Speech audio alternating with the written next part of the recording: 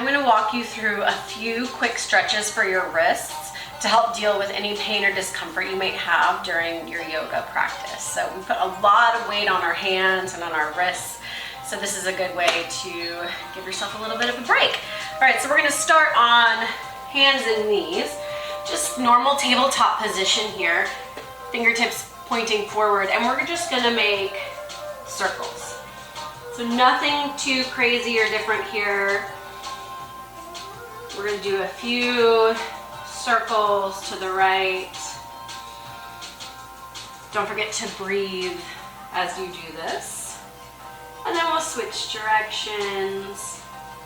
And if you feel something needs a little bit more of a stretch, you're welcome to linger as long as you'd like in certain positions.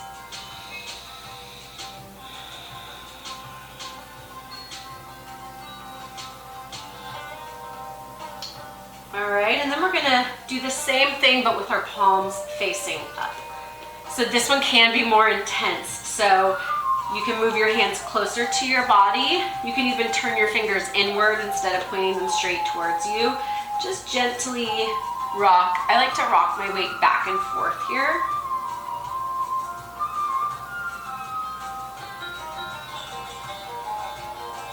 And you're not dumping your whole body weight on your hands here. That can be pretty intense.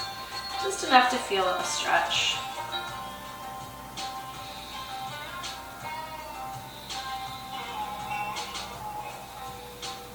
And then you're gonna come into a seat and take your right hand by the fingertips, palm facing out. You're gonna stretch, pulling your fingertips towards your body.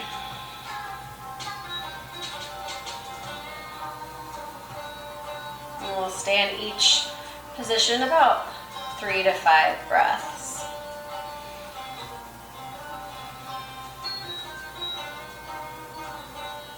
Okay, and then we're gonna switch directions. Same arm, but you're gonna have your palm facing you.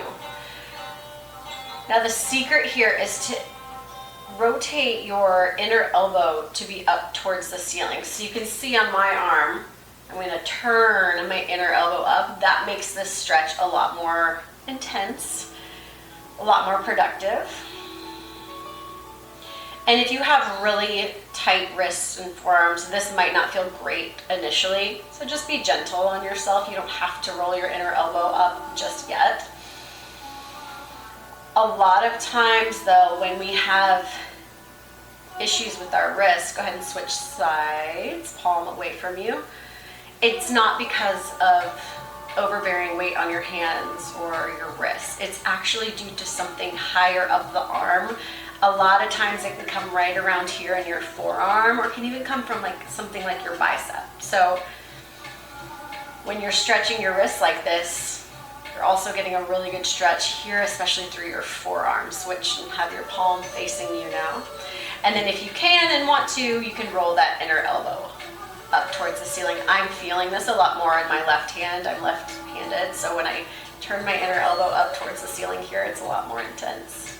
But that's good. I always say some intensity is good.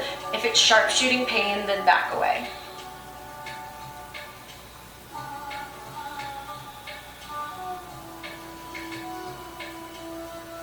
Good, and then let that go. Shake your hands out, and then you can take your hands, clasp them together, and make some circles with your wrists a couple times, one way, and then the other. Something else I like to point out is when we do down dog or tabletop or anything where we're weight bearing on our hands, try to remember to put your weight in your base knuckles and your fingertips, not so much dumping into the heel of your palm. So when you're in tabletop, and it'll be hard to see here, but you want to have it lifted just enough that you could slide like a piece of paper underneath your palms. You want to push the weight to the base knuckles and fingertips, and there's just a little release in your heel of your palm. Same thing in your down dog. You're here. It's really easy to dump into your wrist like this.